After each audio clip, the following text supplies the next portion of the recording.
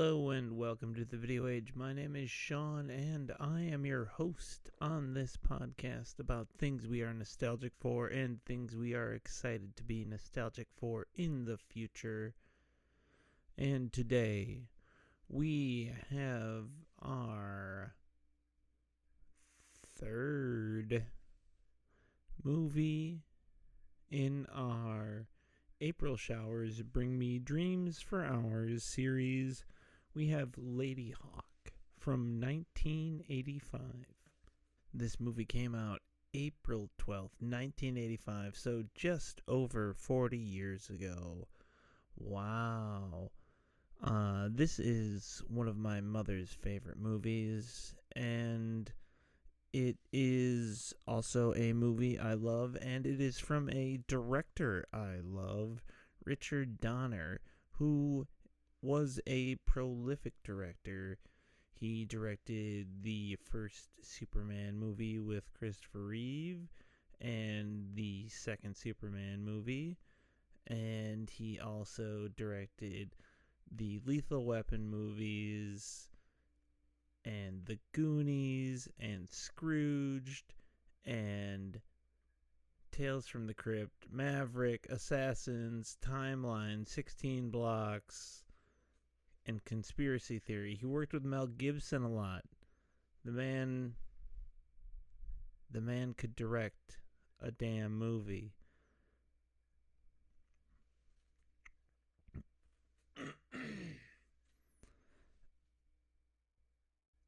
And don't think I forgot, he directed The Omen, which, that movie, holy hell, is right. His father was a jackal. He's a bad kid. Dang old bad kid in that movie. Damien did it all for you. Richard Donner directed this movie in 1985, and the movie was brought to him by a young producer named Lauren Schuler, and this was her third movie she was producing, trying to get a director and people attached to, and she had previously done Mr. Mom and a TV movie that was pretty acclaimed. Sorry about the peas. And she, after this, went on to produce a lot of movies, including St. Elmo's Fire, Pretty in Pink, Three Fugitives, Radio Flyer, Dave, Free Willy, The Favor, Free Willy 2, You've Got Mail, Any Given Sunday, X-Men, X2, Timeline, Constantine. Some of those movies line up with Richard Donner. Wait, what's this on her Wikipedia? It says Laura Schuler Donner. What the hell? They've got the same last name. But they didn't always. Huh. Their names got the same around 1985. So while she was working on getting this movie produced, she eventually got a hold of Richard Donner to potentially be attached to the movie as a director on Ladyhawke. Through different connections through Hollywood, she was able to get the script to Richard Donner, who didn't immediately snap at it, but after reading it poolside and, seeing it's a great love story and it's action, adventure, and he's just like, well, heck yeah, I think I would do something like that in 1985, do something that's filled with heart and action and adventure. Also did The Goonies in 1985. The man's dang friggin' prolific. And don't forget, he also directed Cyndi Lauper's The Goonies Are Good Enough, Part 2, and part one in 1985. So the guy was just working, working, working. He did eventually decide to sign on to this movie, and while they were working on finding places to shoot and finalizing everything for the movie, Lauren Schuler finalized her divorce from her husband, and then, well, her and Richard Donner ended up getting together during the process of making Ladyhawke, and both of them have stated in different times that they quite like this movie because, they found each other. They got together in 1985, and they were together until he passed in 2021. Sorry. So yeah, it's pretty touching, and also, we share a birthday. A few years apart. April 24th, 1930 is when Richard Donner was born. I was born April 24th, 1985. Just a couple weeks after this movie came out in theaters, which my mother saw in theaters. So I technically was present when this was seen in theaters.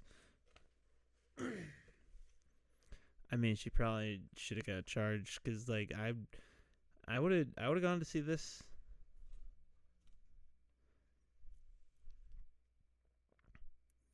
But this is a movie that, I saw at a very young age. Probably as soon as I started showing interest in fantasy and nerdy stuff. So, walking, talking, like once I was 7 or 5 or 6, who friggin' knows? But it's like, oh yeah, this is a movie I saw right before you showed up, right before you were here. This high fantasy, crazy medieval movie that happens in, medieval Europe. It's not some far-flung world where, two lovers are separated by a magical curse, and there's also crazy music by the guy from the Alan Parsons Project. It's fucking bonkers. I love it. It's so wild. Regrettably, I think the cover that we had at the video store is the one where Matthew Broderick looks smug, and it looks like he's wearing just like an orange hoodie, and he's got a hawk on his head, and Michelle Pfeiffer is kind of angry behind him, or just sullen, and it just looks like a Ferris Bueller sequel. It's like Michelle Pfeiffer is disappointed at Ferris Bueller in Ladyhawke. Because I think I saw this in the movie store in the video age, and I just was like, what is this cover? What is this? I don't think we had the cool, like, multicolored sword with the forest on it. Like, that looks like a good ass painting. Oh, this is about 17 pixels by 12 pixels, this image, so I will not be able to see the artist or any pertinent information about the film on that image. But I will tell you that this did come out in April of 1985, the 12th day of April, 1985. That was probably like a Friday. Who even knows?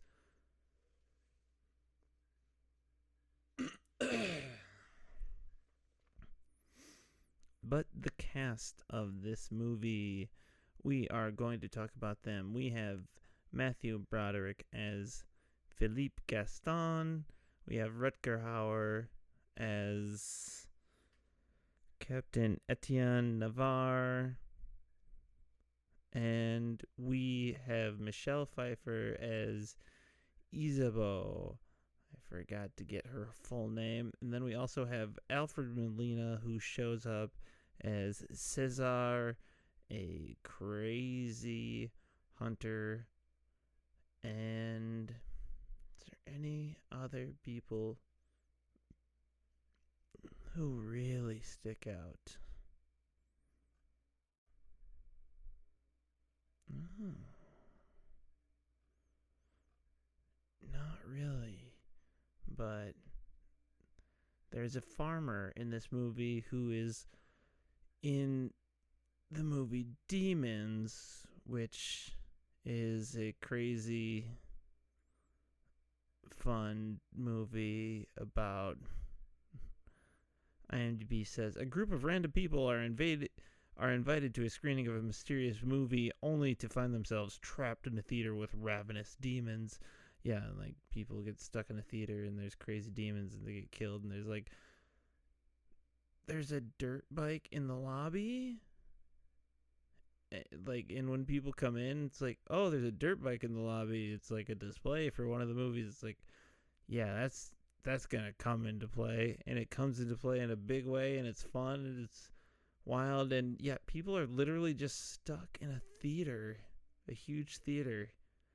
That's a crazy movie. See, dang old friggin' haha demons. Anyway, we're not talking about demons. That was just a random guy who was in this movie who is also in Demons. But we are talking about Ladyhawke, and we're back to it. We're talking about it. We're in it. We're in it. I don't know what's happening. The plot of Ladyhawke is as follows. Philippe Gaston is a thief in the medieval city or metropolis of Aquila, and he escapes his execution and runs into Captain Etienne Navarre in his travels and gets wrapped up in his life and his mystical happenings because he is somehow tied to a mysterious woman who shows up in the night, and it's Michelle Pfeiffer, and Captain Etienne is friggin' Rucker Hauer. And Matthew Broderick's like, I don't know what to do with these people. They're mysterious and magical, because when he's here, there's a cool hawk, and then when she's here, there's a cool wolf. But they're not together, but they know each other. What the heck? So little Gaston is like, okay, I'll stay with you until you just turn your back. Just let me go. And yeah, this movie is a fun, strange little romp. It's kind of hard to find, but also it is easy to find. It's on Plex right now for free, which Plex is just a different free movie service that you can get free movies on. I am going to dive fully in depth into the movie here, but I just want to quickly segue to our Patreon. Yes, our Patreon. You can go to our Patreon at thevideoage.com, www.thevideoage.com, and that will take you to our Patreon, where you can gain access to our extra episodes. There's an episode about Buckaroo Banzai, The Adventures of Buckaroo Banzai Beyond the Eighth Dimension, which is a fascinating movie. And there is also early access that you can gain if you join the Patreon. And heck, there's even more. There's more. You gain early access to episodes. There's extra episodes. And there's more to come. Just wait and find out. Well, I mean, you have to join up to find out. But there are things in the works As in, it's more content. There's more episodes. There's things to listen to. $5 a month gets you an extra episode and early access. Go to thevideoage.com and you can sign up to get extra episodes every month and the backlog. And you also get to see what's coming up. Get a look at the extra content that is coming up and also find out about the schedule and what we have cooking. Let them cook is what they said. And I said, okay then, we're cooking. So before we get into the movie, let's talk about what we have next week. Next week, the sleeper must awaken. The dreamer must awaken? What the hell's the line? I don't care. It's Dune. It's David Lynch's Dune. And I have one of my favorite guests, my brother, Josh. He is going to be on the episode, and we are going to talk about David Lynch's Dune. Regrettably, David Lynch passed this year, and that makes me big time sad. I do not want to talk about how sad that makes me, because it makes me sad, obviously. What the frick are you talking about? But anyway, the dreamer must awaken. The sleeper must awaken. Don't hit the snooze, because next week we've got Dune. Ladyhawke, 1985. This is a movie, like I said, I don't know when the hell I saw this. I don't know if my mom was like, yeah, you gotta see this, or it's like, oh, you should see this, and I eventually just grabbed it from the video store and was like, okay, I got it. But when I seen it, I done liked it, because it's, I mean, who wouldn't like it? It's, but I also totally understand not liking it, because it's a confusing movie. It's fantasy, it's got weird music, it's got Ferris Bueller, talking to God, but also himself. But this is before Ferris Bueller. That's the thing. What the shit? Okay. So Ladyhawke is before Ferris Bueller. So he's got him doing the talk to himself thing. Whoa, man. Okay. See, there you go. Okay. So this is before Ferris Bueller. So you have dang old Matthew Broderick talking to himself before Ferris Bueller out loud, and it's God. And then John Hughes uses that as, talking to the audience. Wow, wonderful, wonderful. It's beautiful. Okay, cool.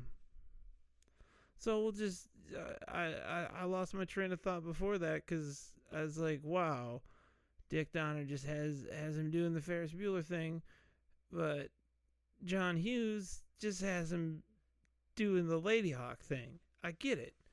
It's like poetry. It rhymes. So the opening of this, we have the sun and the moon over clouds, and they kind of form an eclipse together, and then we get Ladyhawke, and we get the theme, and we are kind of flying and sweeping over the landscape, and through this we also have Philippe Gaston, the mouse, escaping, and he is talking to God, and it is very Matthew Broderick coded, and he is, talking to God. He is saying, if you get me out of this, God, I will, stop stealing, and I'll turn my life around. And he's getting out of there, and as he is escaping, he manages to find his way into the church. That's where one of his escape routes that he is trying leads to, And in the church, is he sees that it is locked and it is too difficult to get out through that way. So and there's service going on in there. So he's just like, okay, well, you got to get the heck out of there, and he does. And as he's making his way out, swimming, he sees a guard with a fat coin purse just sitting with it right over the edge of the dock where he is sneakily swimming away. And he swims up and he takes the coin purse and he says, well, Lord, I said I would stop stealing, but I am a liar, Lord, and you know that, so you knew I would do this, Lord. It's great. It's wonderful. He's doing the dang old Ferris Bueller talking to the camera, but he's just talking to God, and he's getting away with it. He can't keep getting away with this, but he does, because it's dang old Dick Donner, man. The guy's a legend. He did so much. Like, all the directing he did, all the movies he did, he had been doing TV forever. Just episodes and episodes. Danger Island. I don't know what Danger Island is. What is Danger Island? Archaeologists are being pursued by pirates around an island in the South Pacific. On this island, various adventures await them. A native named Chongo joins for... Okay. Kim Kahan, who is, I think, cousins with Dick Donner?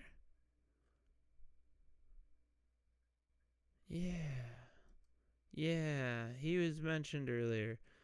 Anyway, yeah, Richard Donner did a lot of TV and everything, and then he did movies, and he also did a lot of TV after doing movies. He did some episodes of Tales from the Crypt. He also produced that.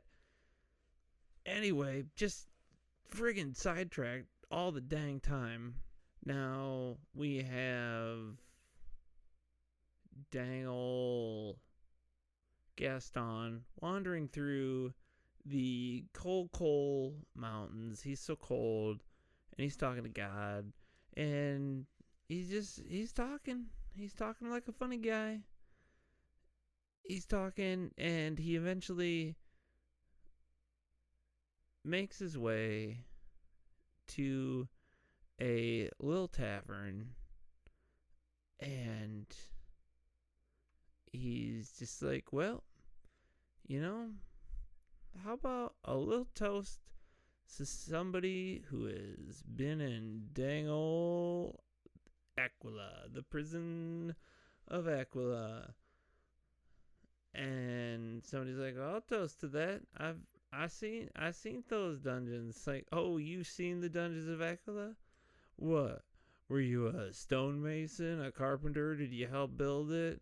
Come on, man. I escaped from there. He's like, I didn't say I was a prisoner. I'm a dang old guard. It's the dang guard captain. He's like, hey, what's up, dude? What's up, man? The guard captain quickly is like, well, Gaston, these men are here to grab you. And they try to grab him, but he escapes, and he's able to get away through silly japeries until eventually he is cornered, and the guard captain's like, all right, dum-dum, time to die. But then friggin' Rucker Hauer shows up, and he's like, yo, what's up? I'm the old guard captain. You guys used to like me. And one of the guys is like, you're dang right. I did like you. You're a good guy. And the new guard captain's like, I don't like that. I'm going to stab you until you're dead. And Rucker Hauer's like, why would you stab that guy? That's not cool. I'm very angry now. I'm going to kick all your guys until they're unconscious. And he does that. He beats the crap out of them. He doesn't even use his sword. And then he gets out of there and he grabs Matthew Broderick. He's like, hey, you're coming with me. It's like, oh no, what are you gonna do to me? And it's like, no, nothing. Just need to get out of here. I need you to help me, because I knew that you would be a helpful sort of guy. And it's like, yep, me, I'm the helpful guy. And Gaston introduces himself, and Ruckerhauer eventually introduces himself. He is Captain Etienne Navarre, the former captain of the guard in Aquila.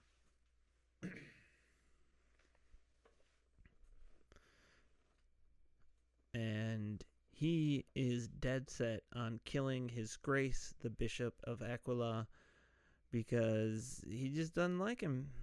He's just like, he's a bad guy, not a cool dude. It's like, okay, that's kind of vague. Maybe you should have a reason. He's like, nope, no reason, bud. It's like, well, there's got to be a reason. He's like, there is a very in-depth, deep, personal reason. Okay, then. That's fine. That's fine, then.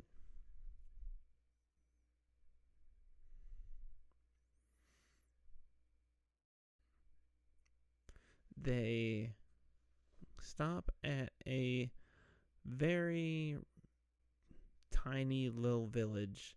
Like, hey, you got a place for us to sleep? Like, I need to post up, and I don't really give a crap about this peasant kid. It's like, hey, that's cool. I'm right here. You don't have to say that while I'm right here, okay? And they are provided a little place after they provide some coin. And Ruckerhauer goes, hey, leave me alone when I sleep. I may stab you in the face, okay? And Matthew Broderick is like, that's fine. I won't ask you any questions. Just no stabby. And no sooner than he goes to sleep, the shitheel farmer that said he could stay there and took their money is like, I'm gonna try and kill you as soon as it's dark. What's that? I said I'm gonna kill you as soon as it's dark. Oh, I shouldn't have reiterated that I'm gonna kill you when it's dark. Anyway, it's dark now, so I'm gonna try and kill you. And Matthew Broderick is like, oh no, it's friggin' crazy out here. And then a damn old crazy black wolf friggin' jumps and bites the farmer in the throat.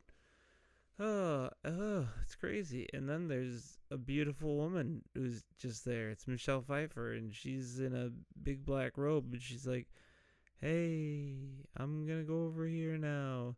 And Matthew Broderick is very scared. And he tries to find the captain, and he's like, the captain's not here. What the heck? And Michelle Pfeiffer's character is like, this is a dream, bro. Go to sleep. And Matthew Broderick goes to sleep because he's like, it's fine. Everything's cool. He wakes up in the morning. He's like, there was a hot lady and a wolf, and I'm scared. And the captain says, hey, don't worry about it, man. Look at my sword. Look at this fucking dope-ass sword. You trying to cut wood with it? Are you stupid? You do not cut wood with a 5-generation sword. Look at the dang jewels in it, man. Look at the jewels, man. You got the one that represents our ties with Rome and the church. The family one, whatever. The gem of the family, the alliance with the church in Rome, his father's, and then the blank spot for his. And well, he's got to do his adventure to get his, and his adventure is to kill the bishop, because the bishop is a dickhead, and he moves only in diagonals. He's a real asshole. Throughout their time together, Philippe kind of just wants to be on his way, but he keeps running into trouble, and eventually Navarre says, I am going to tie you up. And when the lady comes back around, he's like, hey, the bishop's men showed up and dang old hog tied me and chased Navarre. Navarre chased him off, and now, it's wolf time. So, and it's like, well, okay, I'll cut you loose. And then he tries to friggin' escape, and I believe they have talked somewhat about what happened.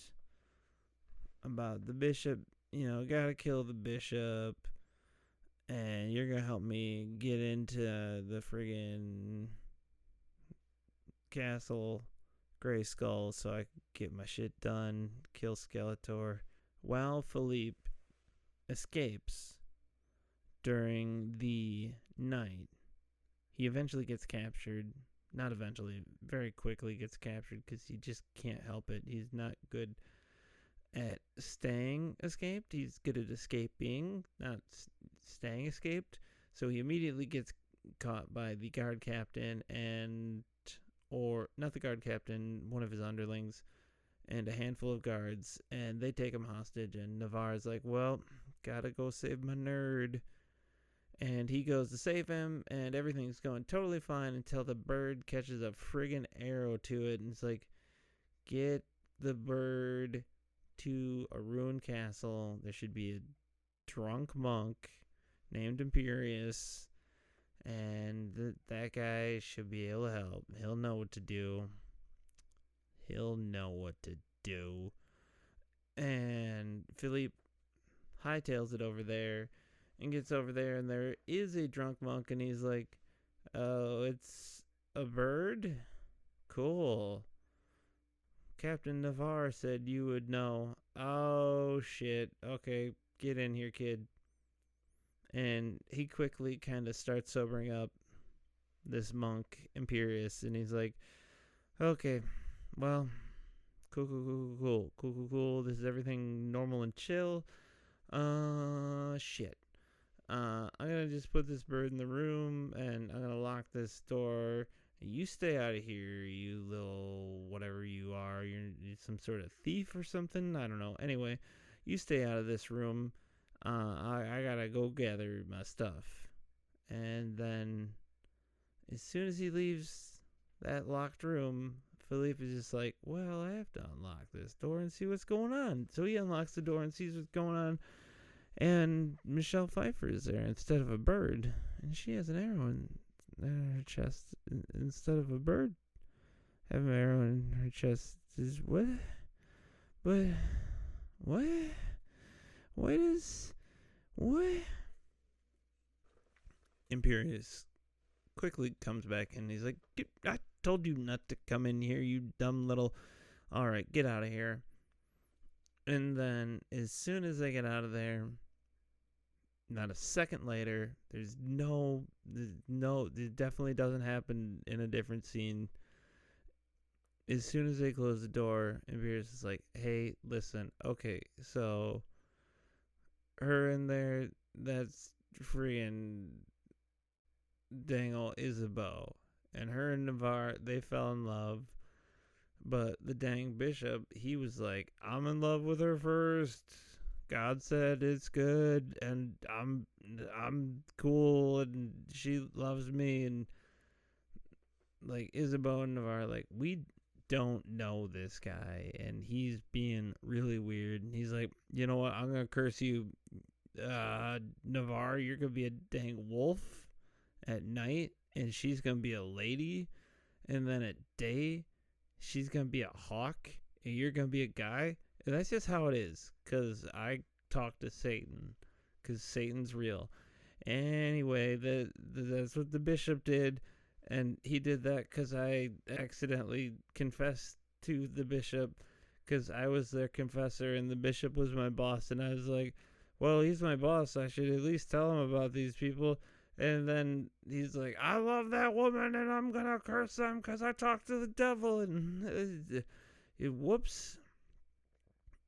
And Philippe is just like, holy shit, what? I'm a thief. I steal things and I contort. What? She's a magic ladybird and he's a magic wolf man?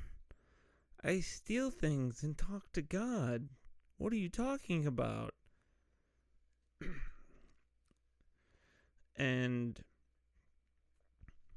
Philippe kind of gets pulled in even further and he helps pull the arrow out and everything is going along quite well for them. And then the dang bishop, he's having some nightmares and his buddy Cesar has arrived. This is Alfred Molina. He is looking scummy as hell. His character might as well just walk up to the camera and look right down the barrel and go, I'm an evil guy. I'm here to do evil stuff. He's got fucked up teeth. His face looks fucked up. He's fucked up. And the bishop just goes, okay, buddy, show me all them wolf pelts. And it's like, here you go, lots and lots of wolf pelts. It's like, those aren't the right ones.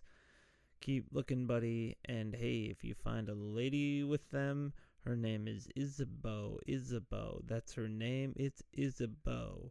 Didn't you know? And he's like, okay, cool. I will be on my way.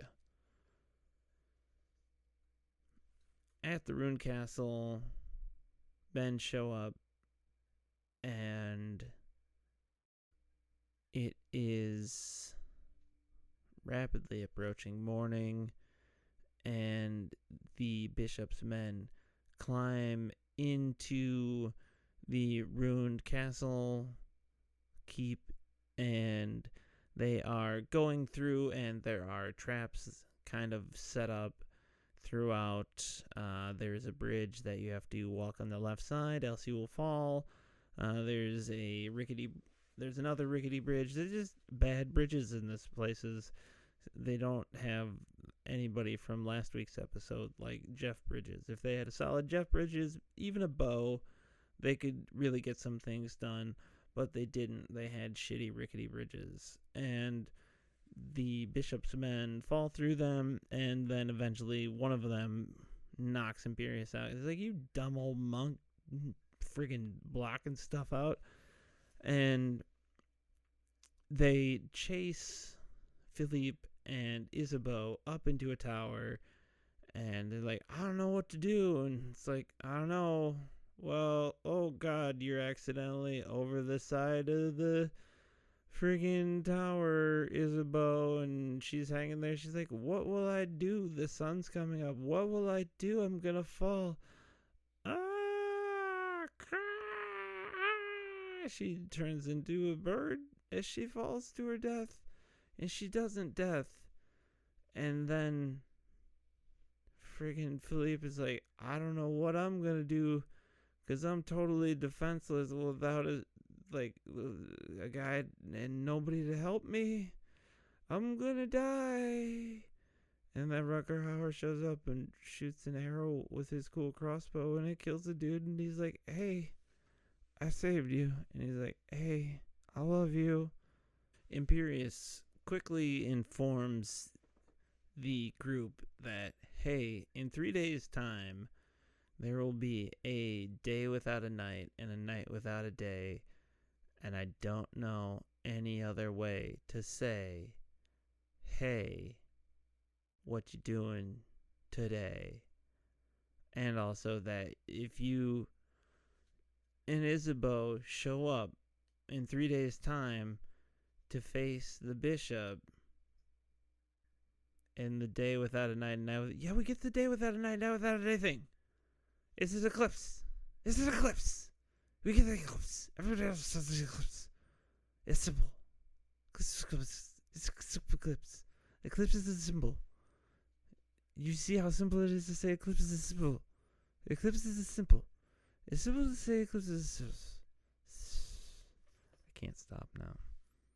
But eclipse is a simple. But in 3 days' time, if you face him during the eclipse, the day without a... Stop saying it. If you face him in the day without a night and night without a day, the curse will be befuddled and y'all will be cool. And Navarre is like, cool. I like that idea, but instead of it, I'm going to kill the bishop. And I forbid you from telling Isabeau about this, because I will use my 5-generation sword to fucking cleave both of you in half if you tell her. Okay? Cool, guys? Alright. Anyway, I'm headed to Aquila. Are you coming with me, kid? Yeah, I need to head to Aquila. Let me grab my bag, and I will be right with you, Navarre. Okay. And, of course, the mouse is like, follow us. And, of course, Imperius is like, duh, of course.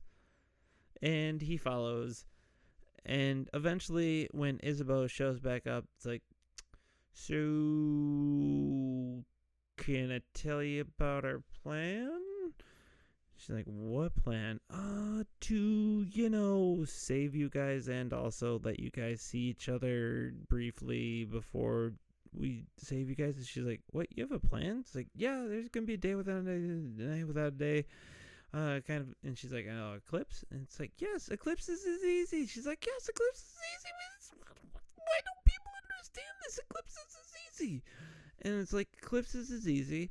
So they just fucking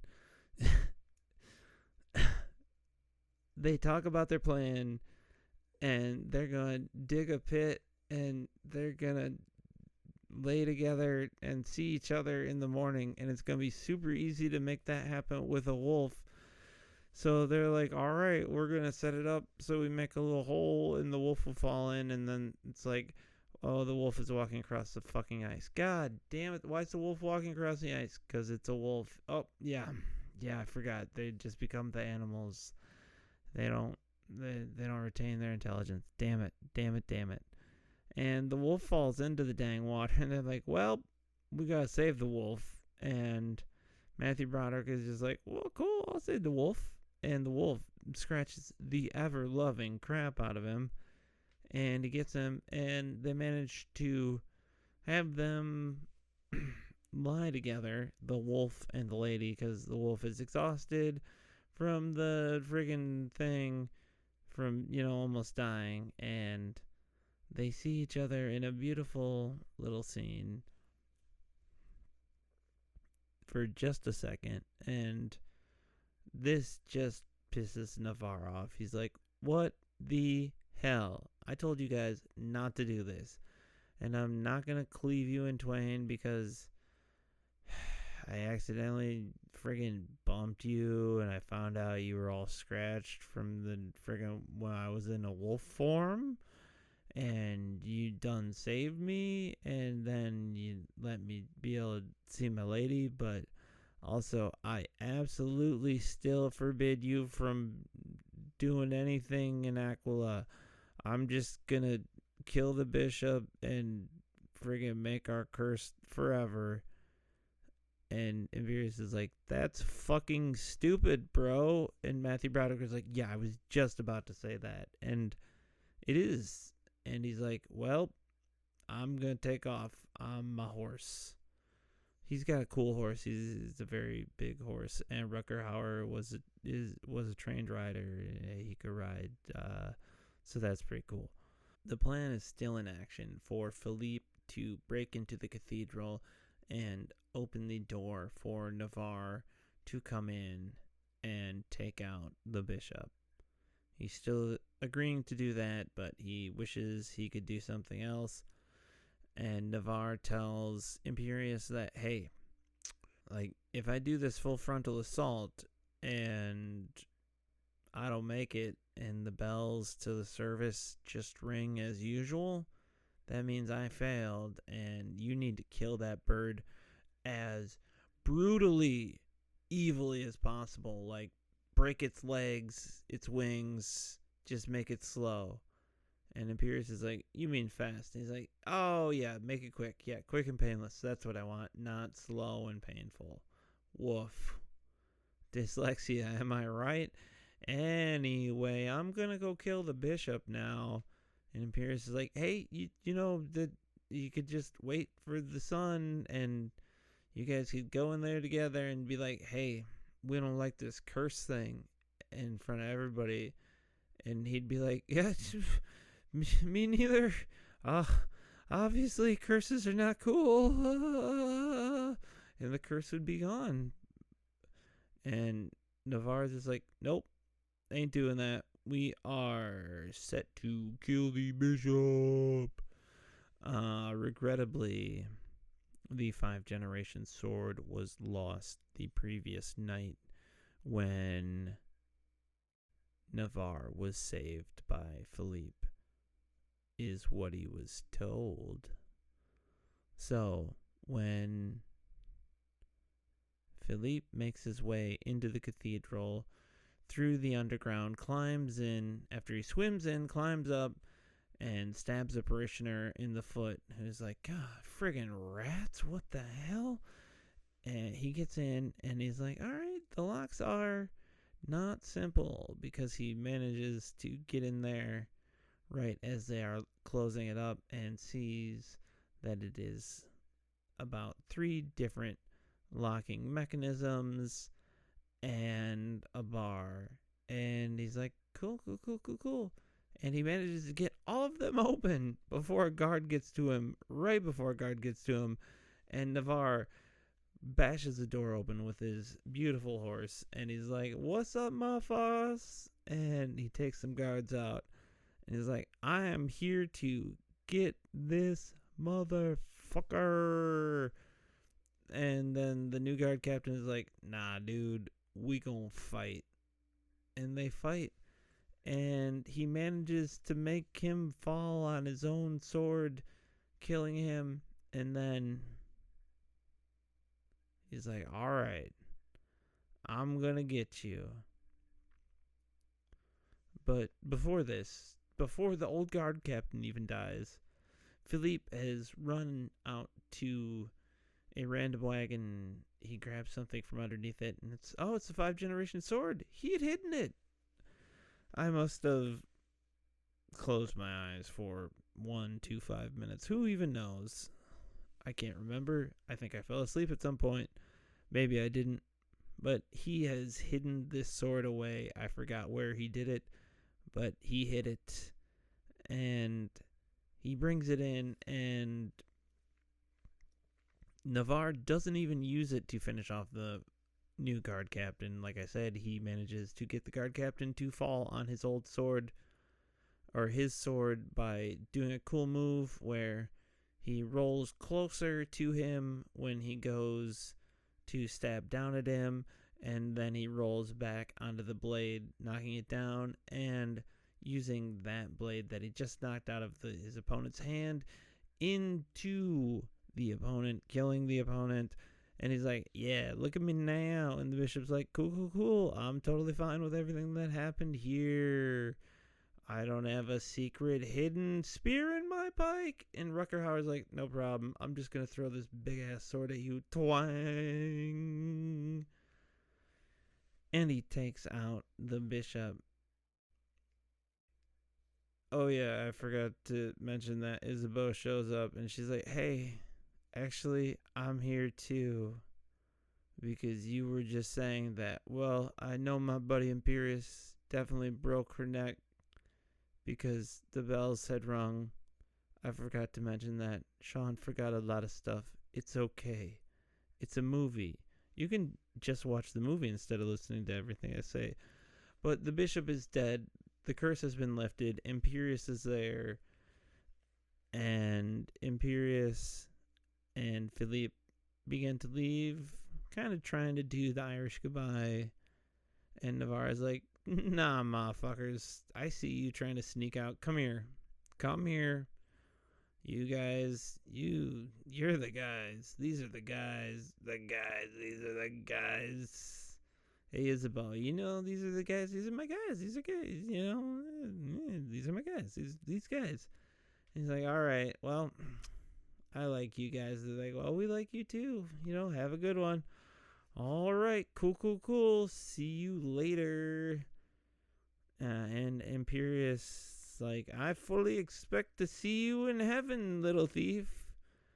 And Philippe says, I will definitely meet you there, even if I have to pick the lock.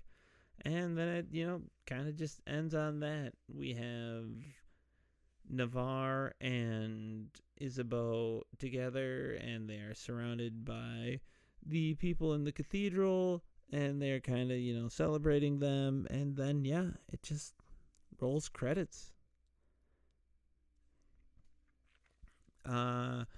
I can't help but love this movie. I was predisposed to it. I mean, I was exposed to this movie right before I came out to womb. And I was in the womb in the room right before I came out.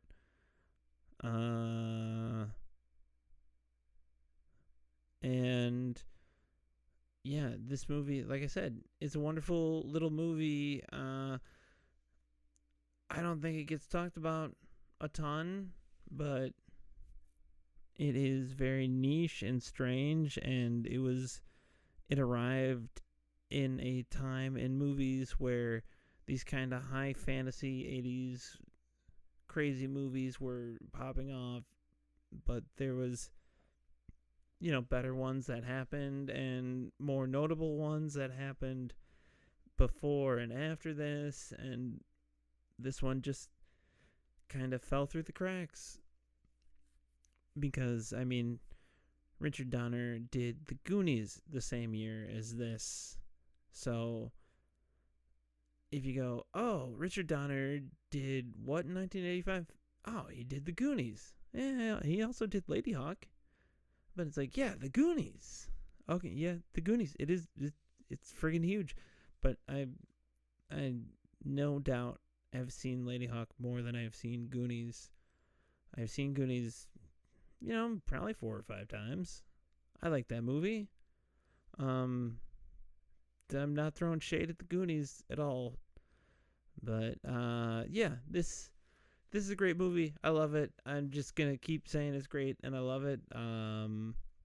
It's a love story. It's high fantasy in medieval Europe. And the director and his producer friend fell in love and were married for 30 plus years. It's pretty awesome. I love that. It's great. Yeah, Richard Donner and Lauren Schuler Donner met on this and through this production, and fell in love and were married for 30 plus years until he passed in 2021. And they had a prolific career together. They merged their companies when they got together to form Schuler Donner Productions, and then eventually just Donner's Productions. And they, through their work, did a lot of charitable works as well. Through the movies they did and produced, they helped with charitable things. And yeah, Richard Donner left quite a legacy, and was one of the founders or godfathers of the superhero movies with Superman and Superman 2, and just everything he did. I mean, Scrooged, I think I've seen that movie so many damn times. That is such a great, wacky retelling of, the Christmas Carol. Couldn't think of that. And, of course, the Lethal Weapon movies. So, yeah, this movie, like I said, it is ingrained into me because couldn't help it. I was doomed to like it. But if you equally feel doomed to like movies, well, I think you should obviously listen to the Video Age. Because, I mean, you're at the end of the episode. You've already listened to this. And, heck, you want to know what's coming next week? Because I didn't say that at the beginning of the episode. Dang it, I forgot to do that. Wait, did I do that? All right, let's do the thing where at the end of the episode I cut the promo for what's coming up next week at the end of the episode, but this is for the beginning of the episode. All right, here goes. So before we get into the movie, let's talk about what we have next week. Next week, the sleeper must awaken. The dreamer must awaken? What the hell's the line? I don't care. It's Dune. It's David Lynch's Dune. And I have one of my favorite guests, my brother, Josh. He is going to be on the episode, and we are going to talk about David Lynch's Dune. Regrettably, David Lynch passed this year, and that makes me big time sad. I do not want to talk about how sad that makes me, because it makes me sad. Obviously, what the frick are you talking about? But anyway, the dreamer must awaken. The sleeper must awaken. Don't hit the snooze, because next week we've got Dune. Back to the episode. But since you're here at the end of the episode where this is actually being recorded, I'm not going back to the episode. I'm going back to the video store in the 90s. I'm going to turn the time portal on it here in a second. So we're at the end of the episode, but this is going at the beginning of the episode. Why do I do this? I didn't write the notes. Oh no, I wrote the note to do this at the end of the episode to be inconvenient for myself. Why? Oh, that's cool of me to do to myself. Oh, it's a time travel bit. Fuck, that's, god damn it. See, you got the time portal for the time travel bit. Anyway, next week we have Dune, and we have my brother as a guest, and that will be our is the episode before the end, the penultimate episode of April Showers Bring Me Dreams for Hours, our series about dreamy, weird movies that I love for April. That'll be Dune, and we have one episode after that. Who knows what that will be? Join the Patreon at thevideoage.com to find that out. Stop shilling. Let's get out of here. We've got a video store to run in the friggin' 90s. Anyway, that's my time, folks. Here's the portal.